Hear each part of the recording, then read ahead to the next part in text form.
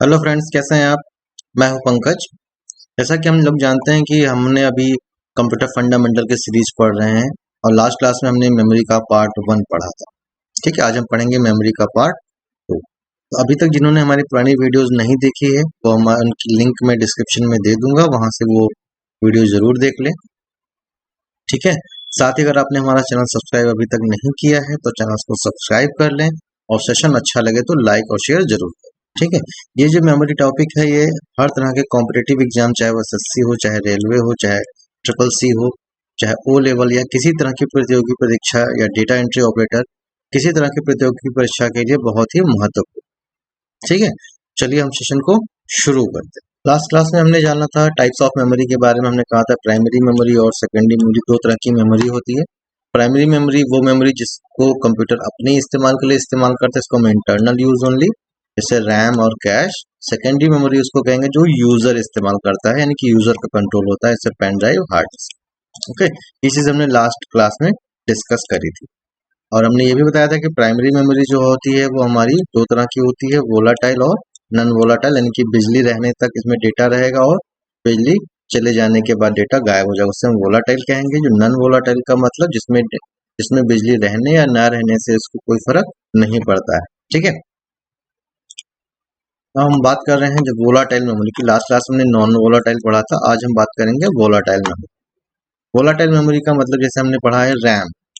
RAM in the sense random access memory. सभी लोग जानते हैं रैम एक तरह की इंपॉर्टेंट मेमोरी है कंप्यूटर में, जिसका इस्तेमाल किया जाता है कंप्यूटर के स्पीड को, परफॉर्मेंस को बढ़ाने के लिए। ठीक है, रैम जो होती है बेसिकली उसका जो नाम ही है रैंडम एक्सेस, मतलब इसमें डेटा हम कहीं से भी एक्सेस करने की हमें फैसिलिटी प्रोवाइड करती है।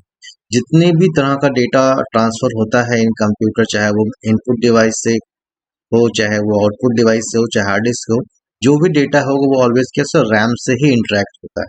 ठीक है, फर्स्टली वो डेटा रैम में आएगा, उसके बाद वो प्रोसेस होने के लिए सीपीयू के पास जाता है। ठीक है, तो रैम हमेशा एक क्या होना चाहिए, एक अच्छा रैम होना चाहिए जिससे कंप्यूटर की स्पीड को बहुत ही फर्क पड़ेगा। ठीक है, जो रैम है देखिए वो दो तरह का होता है। एक तो होता है स्टैटिक रैम और एक होता है डायनेमिक रैम। रैम दो तरह का होते तो कई तरह के, बट बेसिकली दो तरह के रैम होते हैं, स्टैटिक रैम और डायनेमिक रैम। ठीक है, अब हम पहले समझते हैं डायनेमिक रैम क्या होता है। डायनेमिक रैम का मतलब होता है से आप देख सकते हैं it stores each bit of data in memory cells. जिसमें डेटा जो होता है वो मेमोरी सेल्स में स्टोर होता है, जो कि एक छोटे कैपेसिटर और ट्रांजिस्टर से मिलकर बना। ठीक है, इसमें जो डेटा स्टोर होता है, वो बिट ऑफ डेटा जो स्टोर होता है वो कैपेसिटर और ट्रांजिस्टर से मिलकर बना होता है, जिसमें वो डेटा हमारा स्टोर होता है।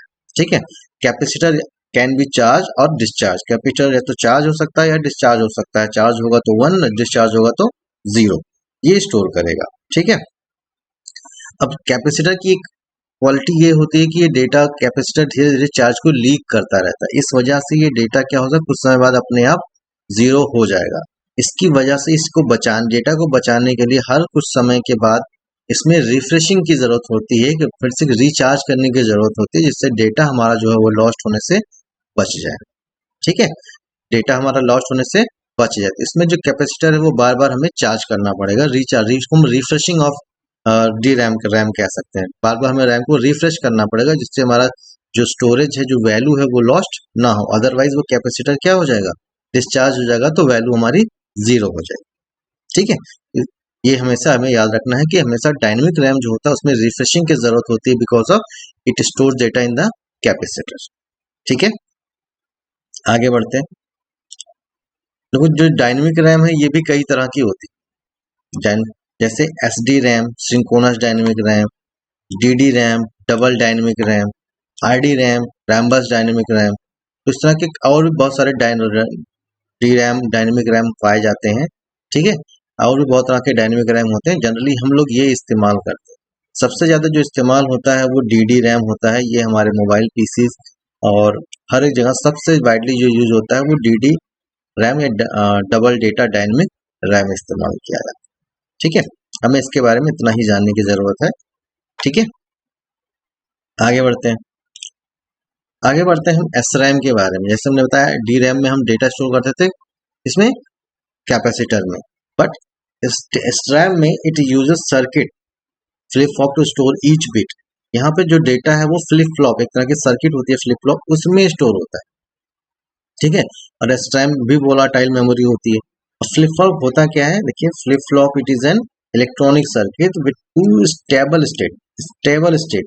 दैट मीन्स इसमें जो डेटा होगा वो रिटेन रहेगा थ्रू आउट द लाइफ, जब तक उसमें डेटा, जब तक उसकी वैल्यू, जब तक उसमें पावर सप्लाई जाएगी तब तक वो डेटा रिटेन रहेगा। State that can be use to store binary data, ठीक है।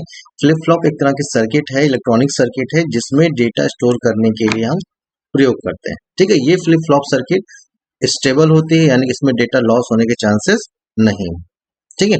और एस रैम में जो डेटा होगा वो हम फास्टर होगा in comparison of D RAM. S RAM हमेशा क्या होता है, फास्टर होता है, क्यों, क्योंकि इसमें रिफ्रेशिंग की जरूरत नहीं होती। जैसे हमने डायनेमिक रैम में पढ़ा, डायनेमिक रैम में हमें रिफ्रेशिंग की जरूरत पड़ती है बिकॉज ऑफ क्योंकि वो कैपेसिटर पे बेस्ड है, वहां पे डेटा लॉस हो जाता है, इस वजह से हमको रिफ्रेश करना पड़ता है। बट एस रैम में कभी ऐसा नहीं होता है, ठीक है। तो एस रैम इस ऐसा नहीं होता, इसकी वजह से क्या होता है, इसमें जो स्टोरेज कैपेसिटी है वो काफी बेहतर होती है और इसकी स्पीड भी काफी बेहतर है, ठीक है। बात समझ में आई? ठीक है। इसमें दो चीजें याद रखनी है कि फ्लिप डी रैम और एस रैम में फर्क यह है कि डी रैम हमेशा रिफ्रेश होने की जरूरत पड़ेगी और एस रैम रिफ्रेश होने की जरूरत नहीं है। डी रैम कैपेसिटर इस्तेमाल करेगा और एस रैम फ्लिप फ्लॉप इस्तेमाल करेगा, ठीक है। दोनों ही वोलाटाइल टाइप की मेमोरीज होती हैं। एस रैम स्पीड ज्यादा होती है, डी रैम की कम होती है, इस वजह से इस रैम की कॉस्ट भी ज्यादा होती है। ऐसे पीसी, ऐसे लैपटॉप या ऐसे मोबाइल जिसमें एक्स्ट्रा एस रैम लगा होगा रैम की जगह पे, वहां पे उसकी कॉस्टिंग भी क्या हो जाएगी, ज्यादा हो जाएगी, ठीक है। आगे बढ़ते हैं। डी रैम की तरह एस रैम भी कई तरह के होते हैं, जैसे S RAM, synchronous S RAM, AS RAM, asynchronous S RAM, NVS RAM, जिसको हम नॉन वोलाटाइल एस रैम है। स्टैटिक रैम ही एक ऐसा रैम होता है जो इस नॉन वोलाटाइल कैटेगरी का भी आता है, यानी कि इसमें कह सकते हैं डेटा तब तक रहेगा जब तक हमारी वैल्यू, जब तक हमारा हम इसको मैनुअली इरेज ना करें, तो वो क्रैश ना हो, तब तक हमारा डेटा स्टोर रहेगा। यानी कि एक एस रैम ही, एनवीएस रैम एक ऐसा रैम है जो कि नॉन वोलाटाइल कैटेगरी का होता है, यानी कि इसमें बिजली रहने या ना रहने से भी फर्क नहीं पड़ेगा। एक मॉडर्न टेक्नोलॉजी है एनवीएस रैम, ठीक है, और काफी स्पीडी भी होती है। बात समझ में, अब बात समझ में आ गई। आगे बढ़ते हैं,